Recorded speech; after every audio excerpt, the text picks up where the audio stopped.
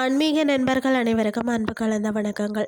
இன்றைக்கு நாங்கள் ஆன்மீகம் சம்பந்தமான பதிவில் கையில் செங்கரும்பு ஏந்திய ஸ்ரீ பாலதண்டாயுத பாணி பெரம்பலூர் செட்டிக்குளம் முருகன் கோவிலின் அதிசயங்களை பார்க்கலாமா வாங்க.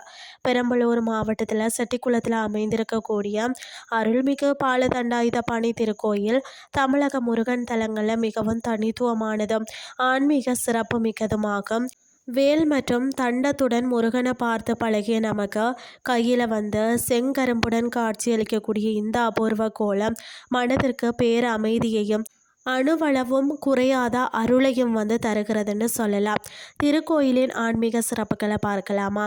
அதாவது 11 கணுக்கள் கொண்ட செங்கரும்பு.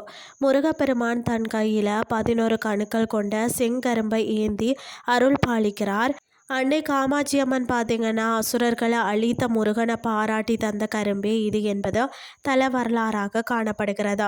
மலை அடிவாரத்தில் உள்ள ஏகாம்பரேஸ்வரர் கோவிலில் இருக்கக்கூடிய காமாட்சி அம்மன் கையில் கரும்பு இருக்காது. தாயார் தன் கரும்பை பார்த்தீங்கன்னா மகனுக்கு வழங்கியதே இதற்கு காரணமாகுமா.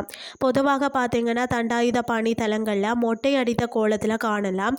ஆனால் இங்கு முருகன் அழகிய உச்சி குடுமியுடன் காட்சி தருகிறார். பொதிகை மலைக்கு சென்ற அகத்தியருக்கு முருகப்பெருமான் வளையல் விற்கும் செட்டியாராக காட்சி தந்ததால் இவ்வூர் செட்டியார் குளம் எனப்பட்டு பிறகு செட்டிக்குளம் என மருவியது. அதாவது தென் பழனிக்கு நிகரான இந்த தலம் போற்றப்படுவதால் வட பழனி மலை என்றும் அழைக்கப்படுகிறது.